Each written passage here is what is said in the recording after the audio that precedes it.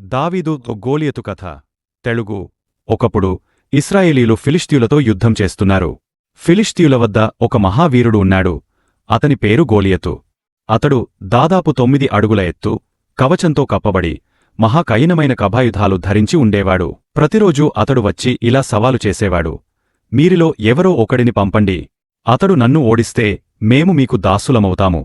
నేను గెలిస్తే మీరు మాకు దాసులవుతారు. ఇశ్రాయేలీయులందరూ, రాజు సౌలు కూడా అతడిని చూసి భయపడ్డారు. కాని వారి మధ్య ఒక చిన్న కుర్రవాడు ఉన్నాడు. అతని పేరు దావీదు. అతడు సైనికుడు కాదు, గొర్రెల కాపరి. కాని దేవునిపై గొప్ప విశ్వాసం కలిగినవాడు. తన అన్నలకు ఆహారం తీసుకెళ్లినప్పుడు గోలియతు సవాలు విన్నాడు.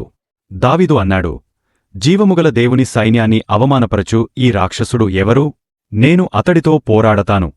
రాజు సౌలు ఆశ్చర్యపోయాడు.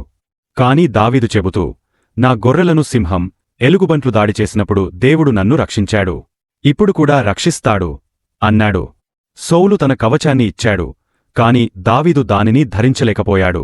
అతడు తన స్లింగ్, గులకరాయి కర్ర మాత్రమే తీసుకుని వాగు దగ్గర నుండి 5 మృదువైన రాళ్లు తీసుకున్నాడు. గోలియతు దావీదును చూసి నవ్వాడు. నన్ను కుక్క అనుకుని కర్రలతో వస్తావా? అప్పుడు దావీదు ధైర్యంగా చెప్పాడు: నీవు కత్తి, కద్య, భుజంతో వస్తావు. నేను సర్వశక్తిమంతుడైన యెహోవా నామములో వస్తున్నాను. ఈరోజు దేవుడు నిన్ను నా చేతుల్లో పడవేస్తాడు. దావీదు పరుగెత్తి ఒక రాయి స్లింగ్లో పెట్టి గట్టిగా విసిరాడు. ఆ రాయి గోలియతు నుదుటిపై తాకి అతడు నేలమీద పెద్ద శబ్దంతో పడిపోయాడు. దావీదు అతడి కత్తిని తీసుకుని గోలియతును పూర్తిగా ఓడించాడు. ఇశ్రాయేలీయులు ఆనందంతో కేకలు వేయగా ఫిలిష్తీయులు భయంతో పారిపోయారు. ఆ రోజునుంచి దావీదు దేవునిపై విశ్వాసముంచి కత్తి కవచం లేకుండా విజయం సాధించిన వాడిగా ప్రసిద్ధి పొందాడు.